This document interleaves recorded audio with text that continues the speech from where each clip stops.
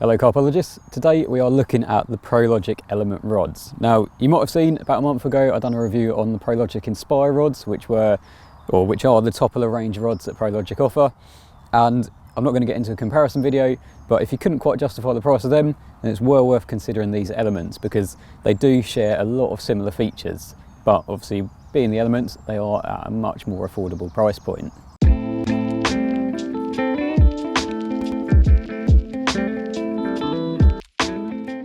Now, similar to the 𝗙𝗵𝗿 rods, these elements are available in two different types. You've got either the all-rounders or you've got the extra distance model.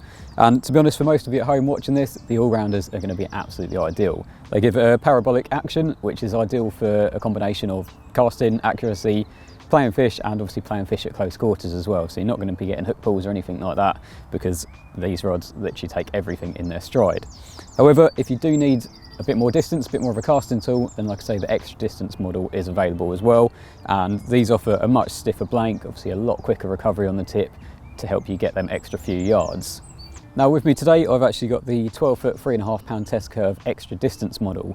And compared to when I was using the 𝗙𝗵𝗿 all-rounders, you really can tell the difference. Obviously, like I was saying, the all-rounders give a much more all-round experience. However, these do feel a much stiffer rod.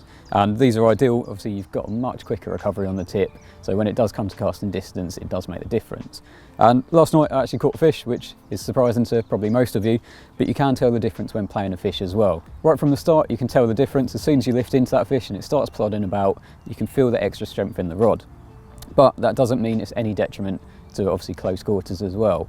I was playing the fish in the margins here for about 10 minutes last night and it didn't miss a beat whatsoever. So in the all-rounder range, there's two models to choose from, both of which are 12 foot, one's £3 and one's £3.25. Again, if you step up to the extra distance, there's another two models, one 12 foot, £3.5, like I say, which is what I'm using today, but there's also a 13 foot, £3.5 as well. So if you do need the extra length of that rod just to help again with distance, then you know you've got that option within the elements range. There is also a 10-foot model available, which I'll talk to you about in a little bit. However, this is going to be focused obviously on the £3.5 extra distance model. So all of the rods within the element range, whether it's the all-rounders or the extra distance models, feature satin black minima guides. Now these obviously look really nice, but they're really helpful too. They're a lot lighter than standard 𝗙𝗏𝗍 guides, about 30%, so it makes quite a difference to the overall weight of the rod. And these start with a 50mm butt ring and go down to a 16mm anti-frap tip ring. Now obviously by using the 50mm butt ring, it helps to prevent a lot of resistance. So when it comes to casting, obviously you've got less resistance, you can get that extra bit of distance when you need it. The 16mm anti-frap tip ring really does help as well to help prevent crack-offs, but it also helps if you're fishing weedy waters. It stops weed getting clogged up at the tip and just makes playing fish easier in them sort of conditions. So the blank itself is made from a 24T HM dry weave styled carbon. So firstly, it looks really nice, but it also makes the blank a really nice strong blank and it's going to last you the test of time.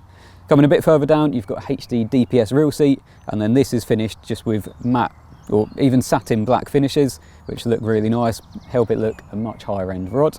And then coming down, obviously as you can see on this model, I've actually got the Japanese shrink grip, which is the full length of the butt section. However, if you do prefer cork handles, then there is a really nice slim cork handle available, which I can show you on the 10-foot model that I've got as well.